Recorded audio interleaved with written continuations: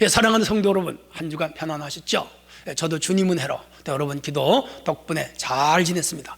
오늘 8월 첫 주일입니다. 오늘 주제는 하나님의 사람에 대한 평가 기준, 하나님의 사람에 대한 평가 기준, 그런 주제로 말씀을 같이 나누도록 하겠습니다. 지금부터 약 2200년 전 중국에 진나라라고 있었습니다. 이 나라의 왕은 진시황입니다. 그의 아버지가 여불위라는 사람입니다.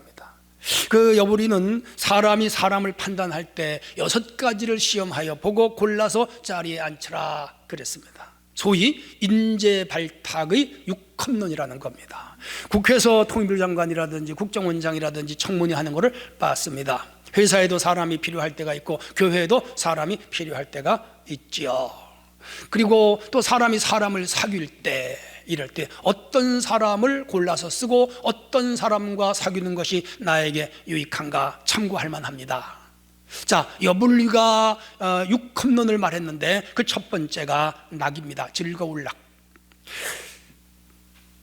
그 사람을 볼 때 그 사람이 얼마나 사람을 즐겁게 해주며 본인은 얼마나 즐거움에 빠져 인생을 살아가는가, 즉 웃고 울고 할 때 다른 사람과 자신이 얼마나 즐거움을 가지고 살아가는가를 보라. 두 번째, 희입니다. 기쁠 희. 사람을 얼마나 기쁘게 해주고 자기에게 기쁨이 있을 때 얼마나 기뻐하며 또 기쁨을 자제할 줄 아는가. 예를 들어 자기 내 아들은 대학을 가고 남의 아들은 대학에 떨어졌을 때 자기 아들만 생각하여 기뻐하느냐, 다른 떨어진 자녀를 위하여 자기의 기쁨을 자제하느냐, 이런 걸 보라는 거죠. 세 번째가 고입니다. 괴로울 고. 타인을 괴롭히는 자인지 아닌지를 잘 살피고 동시에 자신에게 고난이 왔을 때 어떻게 참아 견디는가, 그걸 보고 사람을 뽑으라 이거죠. 네 번째가 공입니다. 두려울 공. 사람을 두렵게 하고 공포심을 자아내고 강압과 무자비로 사람을 다스리는 자는 절대로 자리에 앉히지 말아라 그랬습니다. 다섯째가 비, 슬플 비자입니다. 다른 사람을 슬프게 하는지 또는 자신에게 슬픔이 왔을 때 그 슬픔을 얼마나 잘 삭혀내는지, 그걸 보고 사람을 뽑으라. 여섯째가 노, 성낼 노자입니다. 사람을 성내게 하고 사람을 기분 나쁘게 하는 사람, 동시에 자기의 감정을 어떻게 처리하고 잘 다스리는지 그런 것들을 평가하고 그 사람을 적합한 자리에 등용시켜라. 유의해야 할 2200년 전에 참 중요한 기준을 내놨습니다. 국가나 회사나 혹은 공직, 교회, 어디서든지 사람들을 골라서 쓰죠. 또 우리는 어디를 가든지 사람들을 고릅니다. 그럴 때 나는 적어도 6컵론을 마음에 두고 이런 기준을 잘 살펴서 자기의 마음과 삶의 태도를 잘 가꾸어 간다면 우리는 어디서든지 쓸만한 사람이 되고 하나님께도 쓰임받는 사람이 되지 않을까, 그렇게 생각을 합니다. 그래서 오늘은 하나님의 사람에 대한 평가 기준이라는 주제를 가지고 오늘 본문을 중심으로 은혜를 받도록 하겠습니다. 첫 번째 주제입니다. 하나님은 사람의 믿음을 보십니다. 7절이에요. 내가 보는 것은 사람과 같지 아니하니 사람은 외모를 보거니와 나 여호와는 중심을 보느니라. 오늘 배경은 이새의 아들 다윗 이야기예요. 다윗은 이스라엘의 2대 임금이죠. 사울 다음에 두 번째 임금입니다. 그 나라의 전통에 따라 사무엘 선지자가 기름을 뿔에 담아가지고 갔습니다. 이 뿔처럼 생긴 병이에요. 그리고 이제 이새의 집으로 갔고 이새의 집에서 그날 왕이 나옵니다. 동네 사람들이 다 모여들었죠. 그의 자녀들이 8명인데, 아들이 8명인데 7명이 그 집에 모였죠. 이새에게 이 사무엘이 첫 번째 아들부터 데려오라 그럽니다. 첫 번째 아들 데려왔습니다. 하나님께서 아니라 그랬습니다. 두 번째 아들 데려왔습니다. 하나님께서 아니라 그랬습니다. 세 번째 아들 데려왔습니다. 하나님께서 얘도 왕이 아니라 그랬습니다. 7번째 아들까지 다 사무엘 앞으로 지나갔는데 하나님께서 사무엘에게 말씀하시기를 7째 다 아니라 그랬습니다. 그래서 사무엘이 다시 이새에게 묻습니다. 이 집에 아들이 또 있느냐? 이새가 대답합니다. 한 명 있는데 막내고 지금 들에서 양을 치고 있습니다. 사무엘이 이새에게 그 아들을 데려와라 그랬습니다. 그래서 사람을 보냈습니다. 그 아들을 데려왔습니다. 시간이 상당히 걸렸죠. 그런데 양을 치다 온 아이였기 때문에 얼굴이 꾀지지했겠죠. 옷이 허름했겠죠. 땀이 범벅이 됐겠죠. 그런데 눈동자가 살아있고요, 얼굴이 벌거스름하고요, 총명이 있어 보이고요, 범상치 않은 아이였어요. 하나님께서 사무엘에게 이 아이에게 기름을 부으라. 대반전이 일어났습니다. 저 위에 맏형으로부터 차례차례 7가지 다 아니라 그래서 사람들이 실망했. 그런데 이 막내 아들 다윗을 왕으로 기름 붓는 장면을 보면서 동네 사람들은 아마 기절초풍했을 거예요. 아주 조그만 아이가 형들을 다 제키고 왕이 되네, 아마 그랬을 거예요. 놀라운 반전이죠.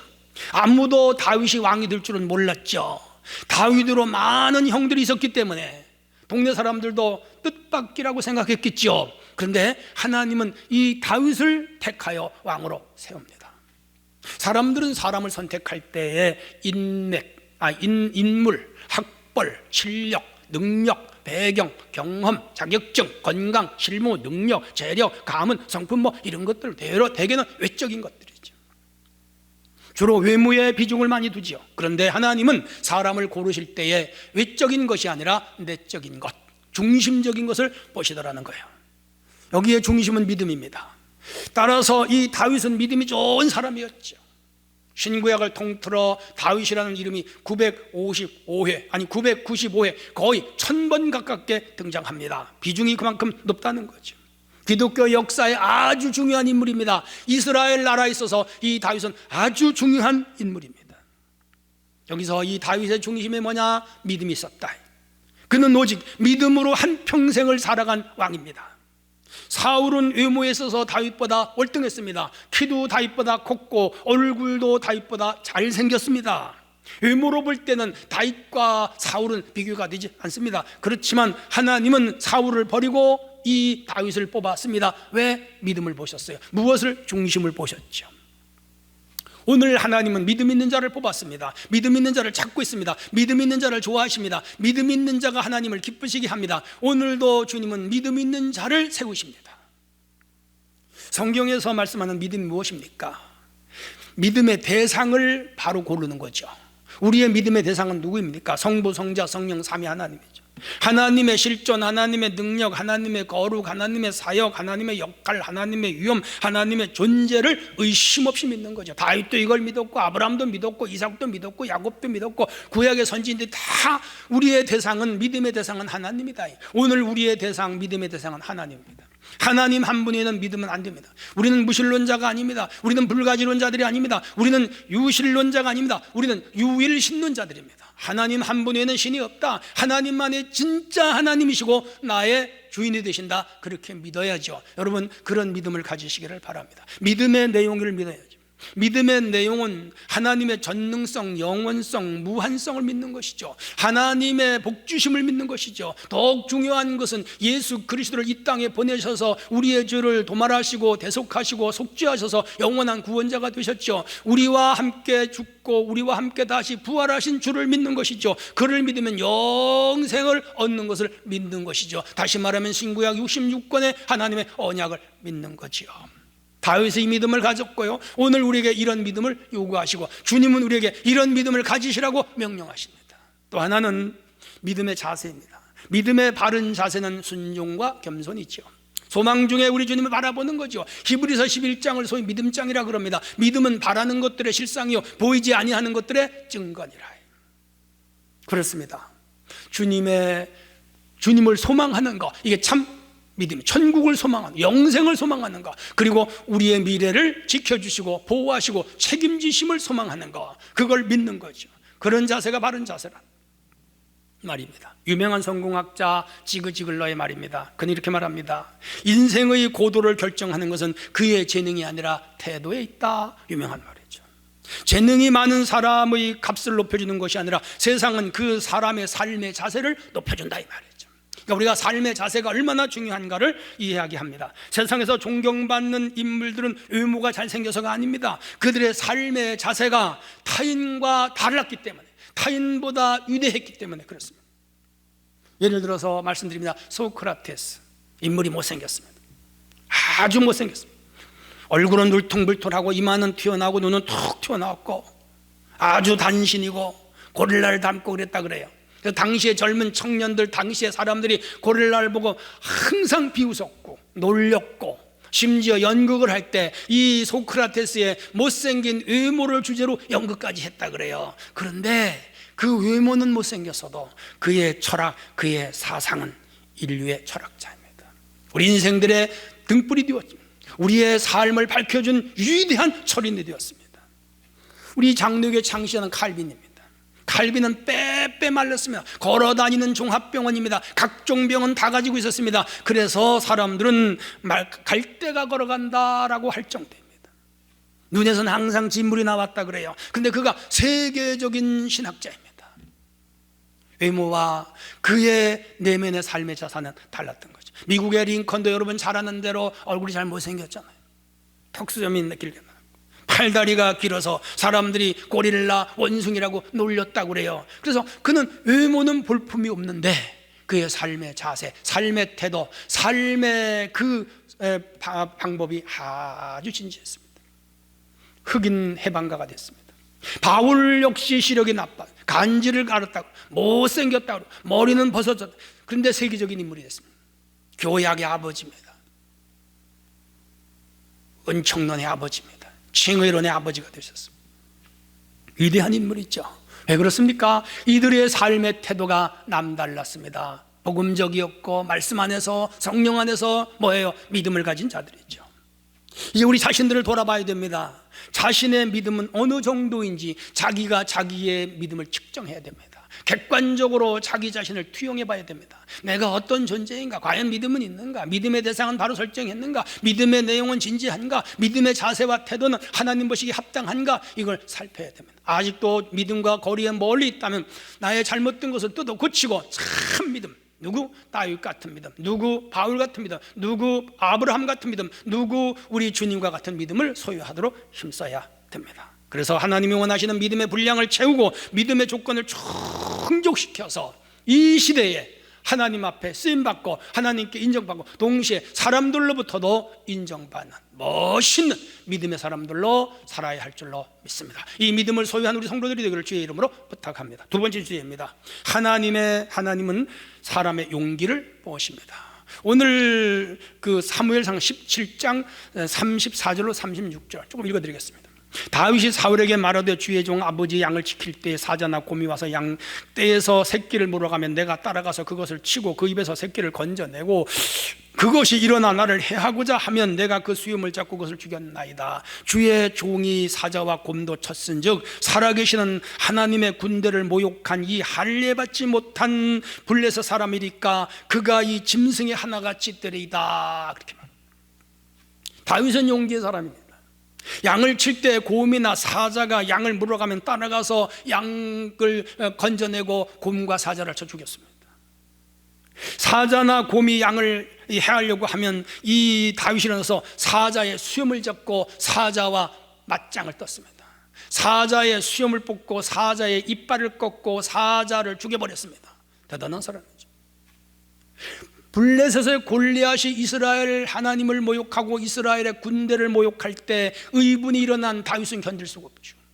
그래서 나는 사자를 죽인 사람이다, 나는 곰을 죽인 사람이다, 저까지 골리앗 아무것도 아니다, 용기를 가지고 나갔죠. 그러면서 이 골리앗이 하나님을 저주하죠. 그럴 때 너는 창과 단창으로 내게 오지만 나는 내가 모욕하는 만군의 여호와 이름으로 간다. 여호와가 나를 지켜주신다. 여호와가 나와 함께 하신다. 여호와가 내 편이시다. 돌멩이 5개 가지고 항우하면서 달려나가다가 그 중에 1개를 던졌는데 그 돌멩이가 다윗의 이마를 명중시켰죠. 다윗이 골리앗과 맞닥뜨려 싸울 때 그가 내뱉은 말이 유명합니다. 들어보세요. 나는 만군의 여호와 이름으로 간다. 너 여호와 이름을 모욕하지 말아라. 여호와께서 오늘 너를 내 손에 맡기셨다. 내가 내 목으로 오늘 쳐버리겠다. 대단한 용기지요. 블레셋 군대의 시체를 공중의 새들과 들짐승의 밥이 되게 하겠다. 상대방을 얕본 거지요. 온 땅에 하나님의 살아계심을 보여주겠다. 자기의 위력과 능력과 명성을 드러내는 것이 아니라 하나님의 이름을 높이겠다. 다윗의 용기, 믿음이죠. 여호와의 구원하심이 칼과 단창에 있지 않음을 보여주겠다. 대단한 믿음이죠. 전쟁은 여호와께 속한 것이다. 그렇게 다윗은 받습니다. 하나님이 너를 오늘 우리 손에 넘긴다. 45절로 47절 멋있어요. 다윗의 이런 용기가 골리앗 거장이죠. 넘어뜨렸습니다. 그리고 이스라엘의 임금이 됩니다. 위기에 직면하는 순간 우리는 그것을 피하여 삶에서 도망치고 싶어 하죠. 그러나 산호라면 우리는 몇 번인가 이 삶에서 이런 크고 작은 위기를 대면하게 됩니다. 원스턴 처칠은 말합니다. 위기에 처했을 때 도망치지 말아라. 유명한 말입니다. 위기가 닥쳐올 때 절대로 뒤로 도망쳐서는 안 된다. 처칠의 말입니다. 그렇게 되면 위험은 2배, 3배 된다. 반대로 단호하게 그 위기와 맞서서 싸우면 위기는 반감이 된다. 유명한 말입니다. 결코 도망쳐서는 안 된다. 결코 도망쳐서는 안 된다. 그렇게 말했습니다. 여러분, 원치 않는 삶의 위기가 찾아올 때 우리는 이 위기를 어떻게 해야 됩니까? 용기로 맞서야 됩니다. 어떤 용기입니까? 하나님이 함께 하시는 용기. 어떤 용기입니까? 성령이 도우시는 용기. 어떤 용기입니까? 말씀에서 힘을 얻는 용기. 이 용기로 이 어려운 세상을 싸워 이겨야 됩니다. 그러나 일부는 많은 사람들을 위기로 몰아넣고 있습니다. 우리 사회를 위기로 몰아넣고 있습니다. 지구를 위기로 몰아넣고 있습니다.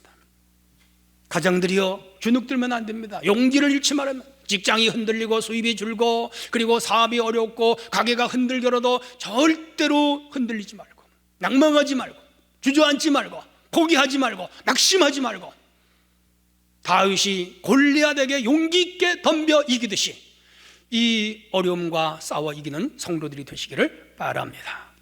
할렐루야. 사방을 보아도 뚫고 나갈 길이 보이지 않는 그런 상황에 처한다더라도 포기하지 말고, 주저앉지 말고, 낭망하지 말고 용기를 가지고 앞을 바라보는 성도가 되어야 될 줄로 믿습니다. 그 용기를 우리 주님은 보고 계십니다. 용기는 씩씩하고 굳센 기운, 기계, 그런 걸 말하잖아요. 용기의 성경적 용어는 담대함입니다.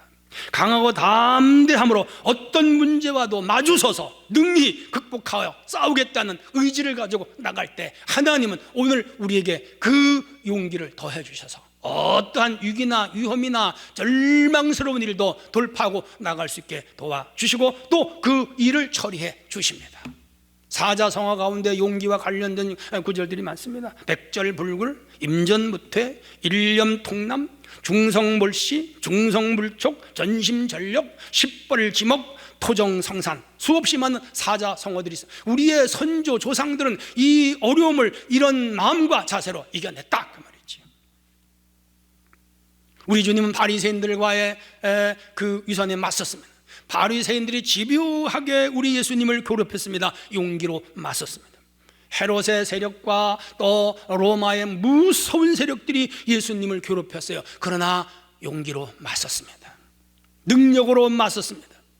악한 사탄들이 벌떼처럼 덤벼들어도 우리 주님은 굴하지 않았습니다.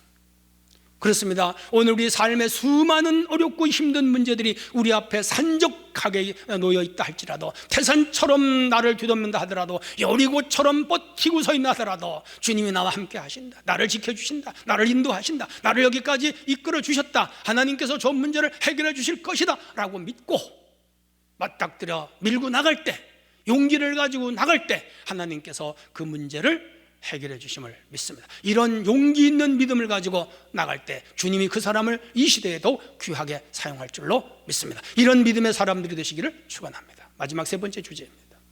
하나님은 사람의 순종을 보십니다. 16절입니다. 사무엘이 기름 뿔병을 가져다가 그의 형제 중에서 그에게 부었더니 이날 이후로 다윗이 여호와의 영에 크게 감동되니라. 사무엘이 떠나 라마로 가니라.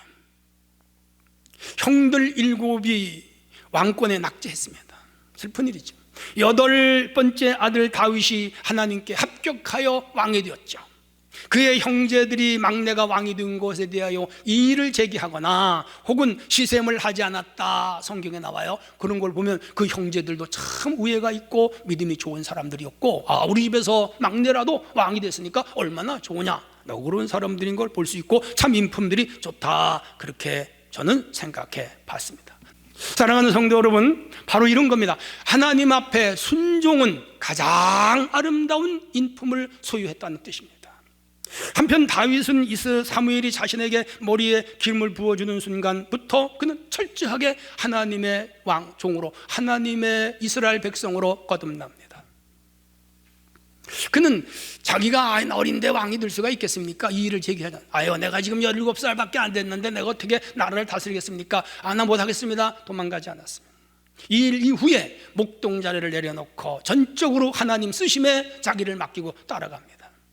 그의 재능과 용기, 신앙과 하나님의 부르심에 대해 사람들이 여러 가지 이런 말 저런 말들을 했습니다. 그래도 다윗은 그런 말에 저희 개의치 않습니다. 신경 쓰지 않습니다. 하나님이 나에게 기름을 부었다, 하나님이 나를 왕으로 세웠다는 그거 하나만 보고 하나님 앞에 순종합니다.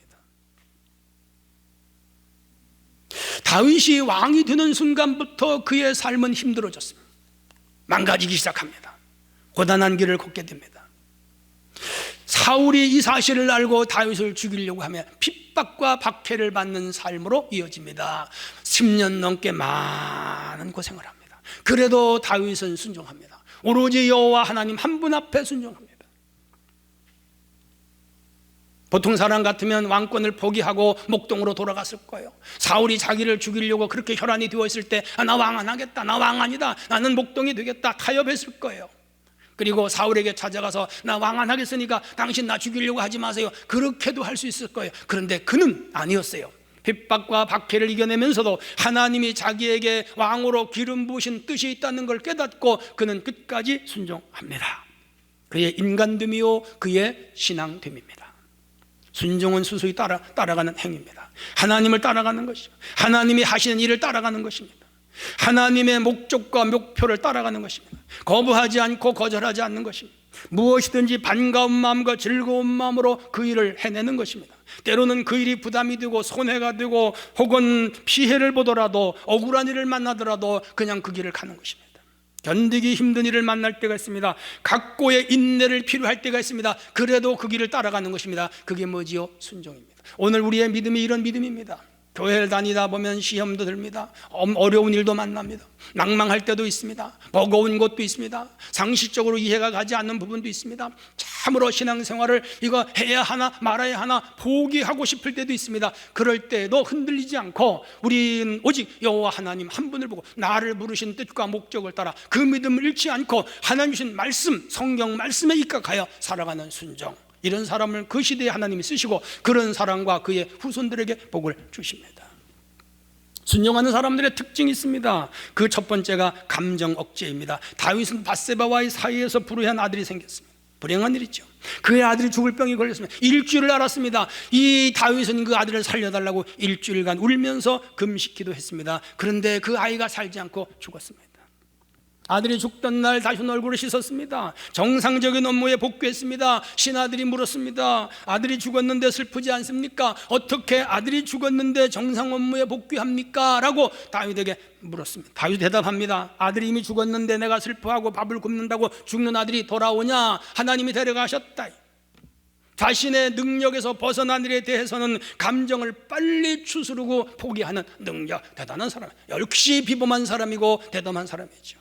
자기 연민에 빠지거나 자기 감정에 빠지지 않는 사람이 역시 큰 인물이죠. 여러분, 사회를 위하여 주를 위하여 크게 쓰임받는 사람들은 자기 감정을 잘 억제하는 능력이 있습니다.